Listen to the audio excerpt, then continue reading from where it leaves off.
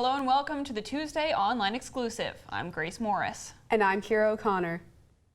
The end of classes tomorrow marks the beginning of fall break, and while some students will be heading home or going on vacation, others will be participating in Elon Volunteers alternative break programs. For each fall and spring break, Elon Volunteers run several volunteer programs around the state and globe. This fall break, they are running a hurricane disaster relief program to Wilmington, North Carolina, and a food justice theme program to Asheville, North Carolina. Leader of the Hurricane Relief Program, Talia Gallo, was once a participant on an alternative break program and says the experience changed her perspective on social justice issues. You walk away from the experience not just feeling good that you did service, but understanding something about the social issue and then implementing that in your life back here at Elon. Of the Food Justice Program, Caitlin Dixon says it's the relationships students build while doing this service that makes it worthwhile. I think that kids might think, oh, I'm giving up this for service, but it's a really cool experience, and by the end of it, you don't really even remember that it's break. You're remembering all those relationships you built and the people you're meeting and the things you're learning. Both programs running this fall cost $100 to participate, but programs in the spring cost as much as $1,500. Applications for the spring alternative break programs are live now and will close on the 31st. While it may feel like fall outside today, this October has been one of the hottest fall seasons in history. Our Lauren Singles looked into what this means for the Elon community.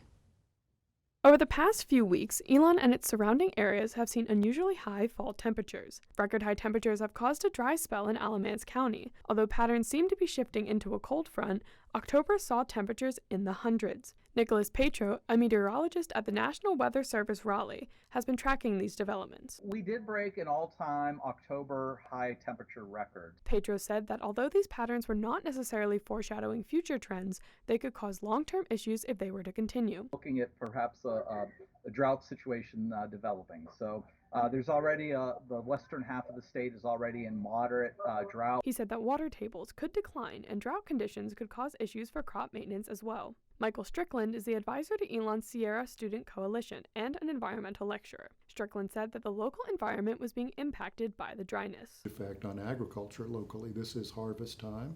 The weather has drastically shifted from last season to this one, causing more issues. Fall, in particular, was the wettest autumn in North Carolina history. This is one of the driest in North Carolina history. So the swings in weather extremes are really becoming a... Strickland also said that Elon students can buy locally to help support the agricultural community. That's one of the best things you can do, is to keep the farmers' income as stable as possible as they try to wrestle with these kind of extremes and weather changes. Lauren Singles, Elon Local News. To learn more about environmental impacts and initiatives, visit our website, elonnewsnetwork.com. The Transplanting Traditions Community Farm in Chapel Hill gives refugees in the state a space to build community. A group of Elon students took a trip to the farm, and I followed along on their journey. And the one that I was most interested in was the Transplanting Traditions Community Farm in Chapel Hill. Terry Tomasak, faculty director of the Colonnades neighborhood, took Elon students to Transplanting Traditions Community Farm, a cultural community space in Chapel Hill, North Carolina, where refugee adults and youth have access to land, healthy food, and community with other refugees. The acreage has been divided up into plots where Burmese refugee families can grow vegetables that are their traditional vegetables, plus other vegetables that they sell at the farmers market in Carrboro. Students were able to tour the farm, taste traditional Burmese food, and listen to Audio Bites, a project done by the youth group at Transplanting Traditions Community Farm. My name is Talar So, and I'm Sophia Thane. So is the youth program leader, and Then is an intern at the farm. So, what is the youth program, Sophia?